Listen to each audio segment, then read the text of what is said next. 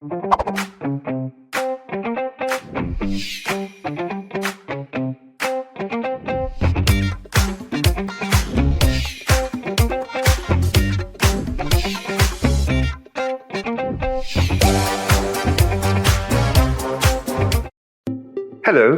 meet Max.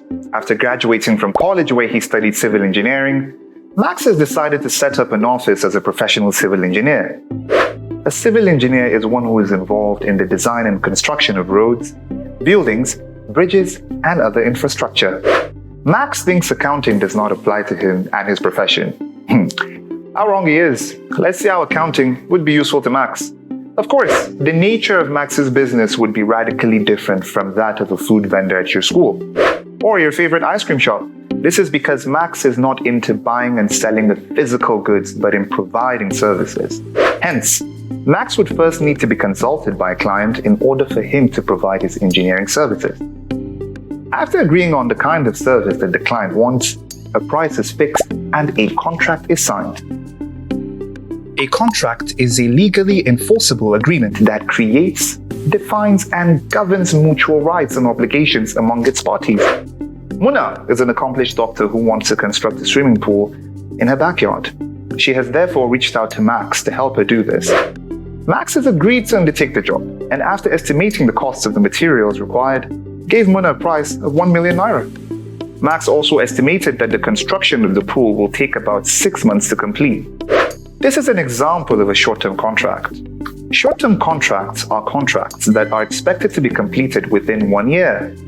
On the other hand, jobs that are expected to last more than 1 year are referred to as long-term contracts. Examples could include the construction of roads, the building and design of railway tracks, dams, and other large capital projects. Max has a huge number of clients and projects that he works on. He, therefore, needs an accounting system that enables him to track the costs and revenues of each project in order to determine their individual profitability.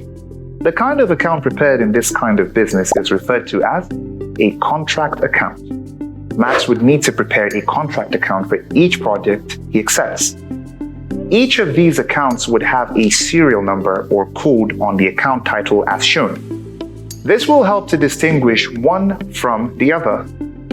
All costs incurred in fulfilling a particular job would be posted to the debit side of the contract account. For instance, for Max to construct the swimming pool for Muna, he may incur costs such as laborers' wages. These are the people who will work on the site.